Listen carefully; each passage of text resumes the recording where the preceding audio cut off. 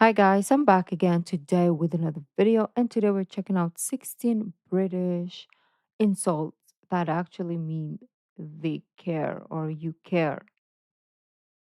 Can I think of one? Bloody idiot. I don't know. A bellend. I don't know. But anyways, we'll find out. So before we do start, don't forget to subscribe, click the bell button, and let's begin. What if I told you that in Britain, certain insults could actually mean that somebody likes you? It sounds strange, right? But that's kind of the magic of British humour and friendship. And today, I'm going to show you 16 British insults Okay, his mic is it's echoing, but it's okay.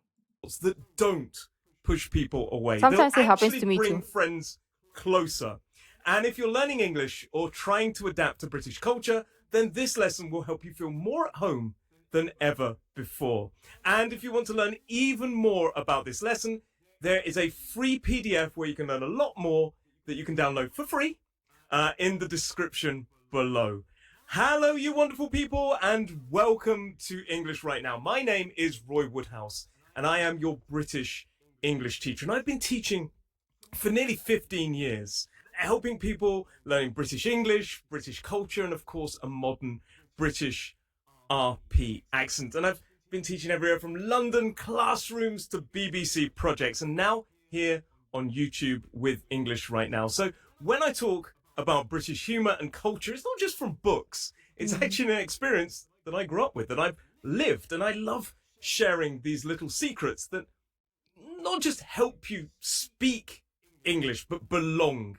Now, here's a thing that you need to know. In British culture, insults can be affectionate, and we call it banter.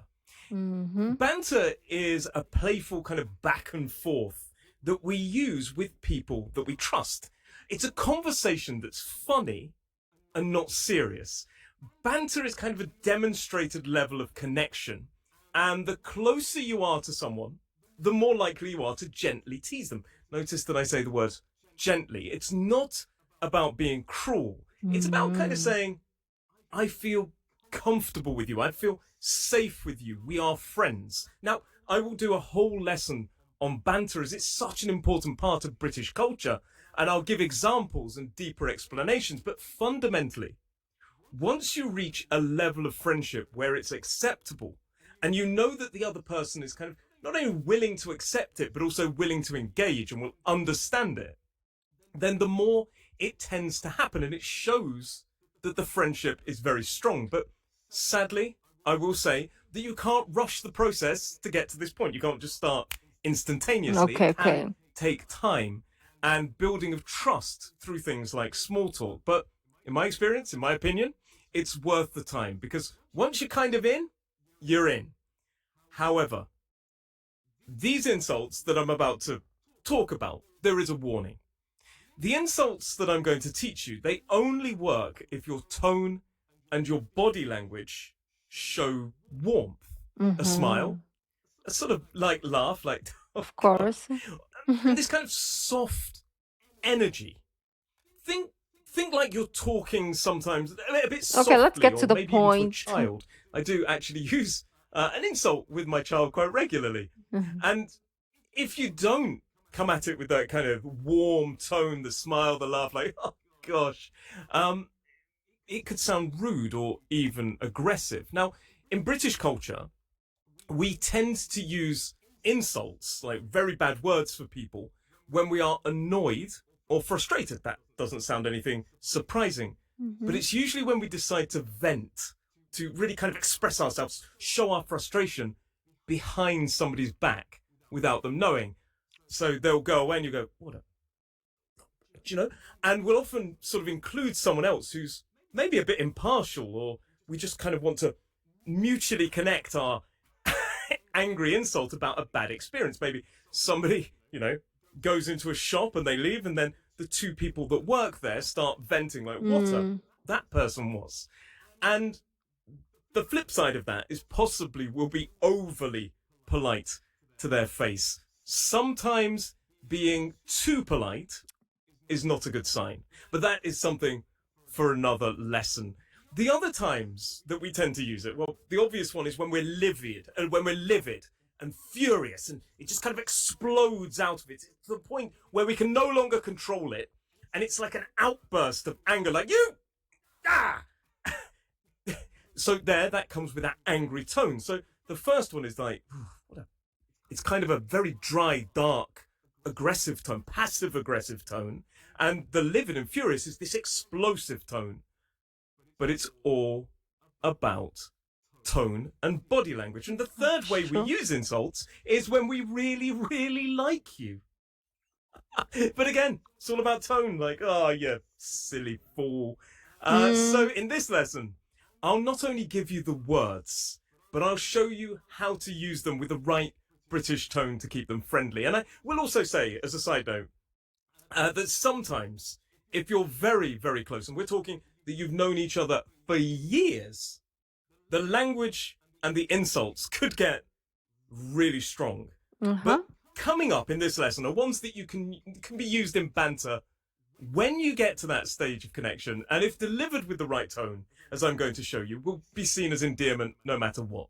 So if you get the tone right and you have that connection, these insults will work perfectly. All right, let's get into it. Here are 16 British insults that are actually affectionate.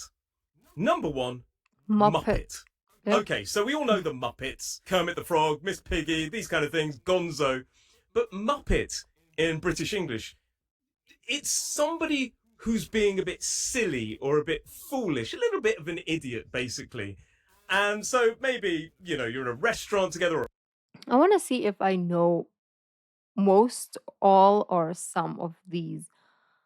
Because, like I keep saying all the time, I watch a lot of the Sidemen UK YouTubers, so I hear a lot of this. So I want to see if I've learned from them all these insults. A coffee shop and they're having a drink and they spill tea on themselves for maybe the second time. I could say, you muppet, you spilled tea on yourself again. Notice that, like, kind of, you muppet. It's got a smile, it's got a kind of rising intonation. It's not, oh, you muppet. It's not aggressive. You muppet. I can't believe you've done that. It's a polite way to say somebody's being a bit silly or a bit foolish. Number 2 is numpty. Oh, I haven't heard this. I've never heard this. Harmless idiot. Oh, you forgot your keys again, you numpty. I've actually heard one of my best friend's wives call her own son a numpty. Oh. Oh, you're such a numpty. What are you doing now? Number 3 is daft. Daft is kind of an affectionate way to call somebody silly or maybe a little bit stupid or something that they've done isn't the most intelligent thing they've ever done. Maybe somebody plays a joke on somebody or plays a trick on somebody and you say, you fell for that old trick, you daft sod. Again, the tone is everything. And that word sod that came there is another word on this list. Now, sod could be quite dangerous if delivered in a sort of aggressive tone. It's one of the words that I would say be cautious of. So if I say something like, you stupid sod, that is not very I don't nice. even know what it means. Sod basically means an unpleasant or obnoxious person. It's quite vulgar slang, but delivered with that tone, and if you know that person pretty well, you'll get away with it. It'll be a term of endearment. You daft sod. Next up, we have plonker. This means foolish or clueless, basically no idea of what's going on, a bit vacant maybe. And this one is actually, it's famous. It was made famous by a comedy TV show, a sitcom called Only Fools and Horses. The main character would often call his brother a plonker. He'd say, Rodney, you plonker, when he did something silly. So maybe somebody's trying to make toast, but they do it in the wrong way. You might say, you tried to microwave bread. You plonker. Notice the little laugh, the kind of light-hearted tone. And if you're wondering why I'm teaching 16 of these expressions, it's simply because I love the number 16. If you've been to this channel before, you'll know that I love 16. So that's the reason. It's not 20 or 30. Pillock 15 is another word for an idiot, but it's usually used when somebody's being absolutely ridiculous. Now, I will say the word idiot could actually be quite aggressive. It's quite blunt, but the word pillock, well, If delivered lightly, it's fine. So somebody's walking along, they trip for no reason, you could say, you actually tripped over nothing. Mate, you're such a pillock. Again, I'm using a word like mate to keep it friendly. My tone is everything here as well. Now, bugger is a slightly rude word for somebody who's silly No, or that's annoying. But of course, if I'm doing it in banter, I silly might say, oh, you bugger. silly bugger. You cheeky bugger. It's a little bit stronger than some of these words on this list. But again, it's about tone. Now, on a side note, we also do use the word bugger to talk about someone that we feel sympathy for, like that poor bugger's got no food. But again, it's all about tone. Wally is a person who's a bit goofy or silly. Again, it's similar to the idea of being an idiot, but idiot could be too strong, even for some people, in banter. Wally is a safe bet to say pretty much the same thing. You wore odd socks again. You Wally. Burk is quite mild, and it means, again, idiot, silly, There's a lot little of bit idiots. stupid. But delivered right, it's going to land well. Words.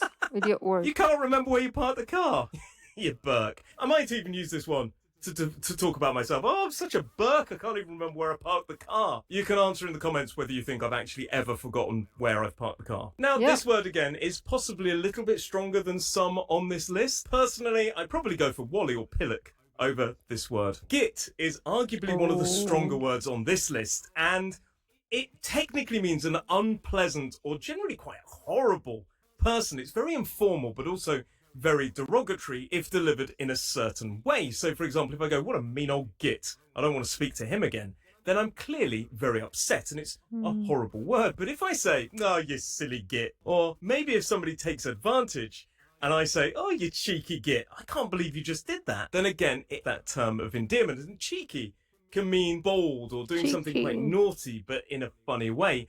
And if used together like, you cheeky git, it kind of takes the edge off that second word, especially if delivered in a friendly tone. Prat means idiot, and if delivered in a neutral way, or you prat, it could be seen as quite nasty. But again, a light-hearted tone is going to make it a lot more friendly. I can't believe you got the dates of your anniversary wrong. You brat, your wife must have nearly killed you. Nutter is a word we use for somebody who's a little bit crazy, this one? but at the same time, funny. They amuse us with their craziness. You went swimming in winter in the river. You nutter. I can't believe you did that. Sometimes when my son does something really, really funny, but a little bit crazy, I actually call him a nutter. That's one of my words. Mate, you're such a nutter. And he understands by the tone of my voice and the look of my face that I'm, of course, using it with love. Tosspot is a kind of lighter form of the word tosser, which is getting closer to potentially being quite offensive, especially if used wrong. So a tosspot is somebody who's a bit stupid or obnoxious. It is informal and it is incredibly derogatory if you deliver it in a certain way. He is an absolute tosspot. I don't want to work with him again. But if said quite flippantly, maybe somebody's annoying you or deliberately annoying you, you could go, mate, stop being such a tosspot and give me my drink back. Then it absolutely works. Twit is another word that means idiot, and if delivered with a friendly tone, then it shouldn't cause offence. Mate, you've lost your car keys. I can't believe it. You're such a twit at times, but I love you. Again, that I love you shows that I have a genuine, deep affection for that person. And by the way, British people often say that they love each other, even if it's just demonstrating friendship. It can be quite strong for some cultures, but if I say, I love you, then it could just be as friends. So be aware of that. Mate, you're such a twit, but I really do love you. And before we move on to some food-related ones, yes, there's a couple of food-related ones coming up, we need to talk about wazzock. Wazzock, surprise, surprise, also basically means idiot, or generally talks about somebody who's a bit foolish. You've actually locked yourself out of the house. Wazzock, mate. I'm a And a lot wazzock. of these words, as I say, can be used to I describe did that ourselves. today. We don't just need to insult other people. I could say, I can't believe I've locked myself out my house. I'm an absolute wazzock. I am. And now a couple of food-related ones. There are far more of these, but I'm going to go for a couple of my favourites. Silly sausage.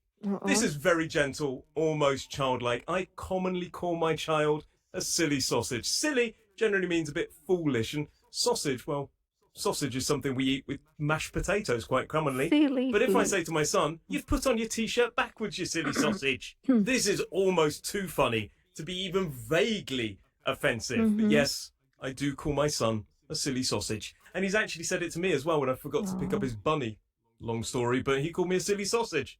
And I found it really funny. Donut is somebody who's a bit clueless, not sure what's Yeah. going on, but of course we deliver it quite A softly. donut. Did you just try to use the TV remote on the microwave? You donut. See the pattern?